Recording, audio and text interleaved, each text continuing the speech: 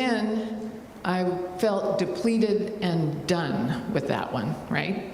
So at this end, it helped me do some moves from Connecticut to Rhode Island, again, kind of 15-year modes. And then it was time to come back to Washington State. This is where my family is. So in 2006, I came back, left that career that was kind of depleting me. I thought I left it. And I get over here, and this is where the rubber met the road. So I was searching for about 9 months for a job and was getting called for interviews. It was quite fun. It felt a little bit like Match.com or something in the work world.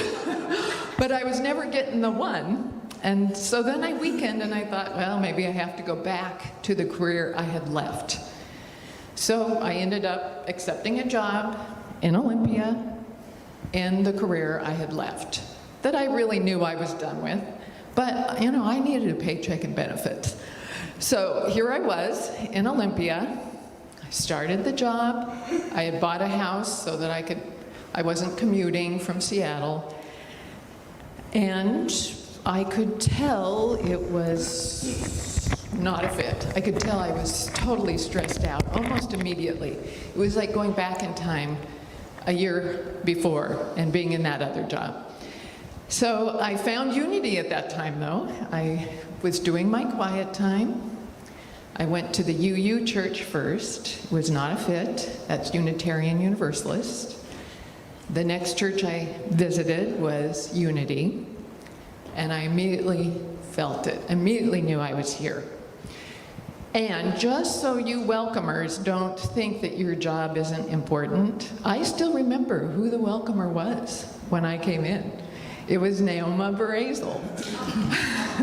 And she introduced me to Ruth Gregory and sat me down, and so it's like, I remember all that, but I can't remember a word of the sermon. Because I was crying and I was all stressed out and realizing this was a safe harbor and my career, my job wasn't. So anyway, through a series of events, within a few months, the job was no longer. I called it my graduation.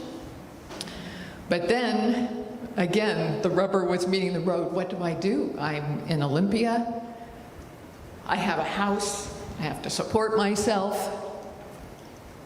So my quiet time question was, what have I always been doing that I have loved, that I could do for work?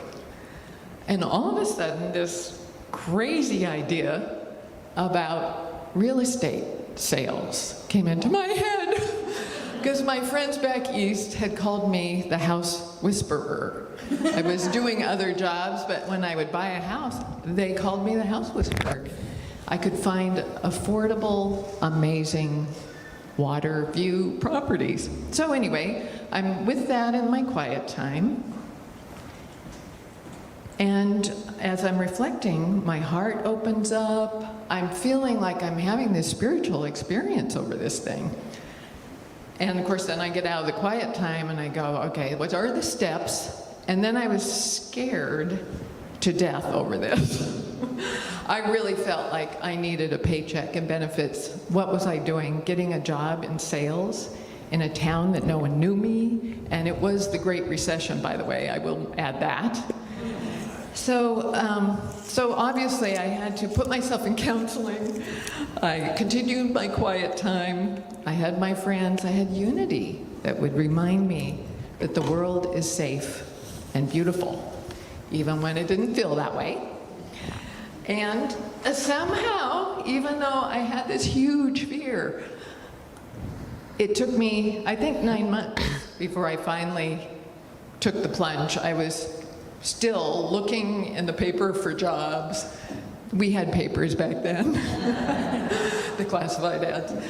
I was still looking for the easy route until my course was about to run out. I had to take a real estate course that would last online for 6 months, and then it would evaporate. And it was close to the end of that, so okay, here we go. So I faced all my big fears. I did it. I stayed close to my quiet time practice, which did help sort out what was important and additional steps. So, where am I now?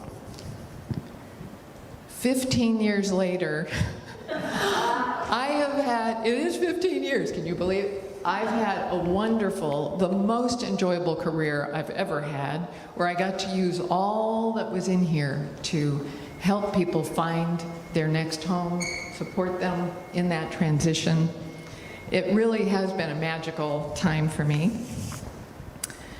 And I combine that with continuing the inner listening, rich experiences, both in my private life and with that job. And then enjoyable connections here at Unity and stepping into leadership positions, again, listening to that inner voice, taking on various leadership positions that, you know, I'm sure there was fear around those too, but having faced that one huge fear of no paycheck and benefits, other fears seem a little less. They're not, or maybe it's this. I saw that the big bad wolf was not really that big. And so I gained some freedom there. So now, another move has happened just recently, not out of real estate, oddly enough, because I'm still thriving and loving it, but I moved from my home. I had been in another home for about 14 years, then I just moved into a 62 and over community called Village Cooperative. So there are 67 households, and I have put my hat in the ring to run as a board member. Again, that could bring up some fear, because this is not just running for a board of an organization. This is my home. But I've really learned that it is safe to listen to that inner voice, envision the steps, feel the fear, and do it anyway. So, if fear has caused you to shy away from any experience, I highly recommend bringing it back, reflecting on it, and seeing, is that your road less traveled that will make all the difference?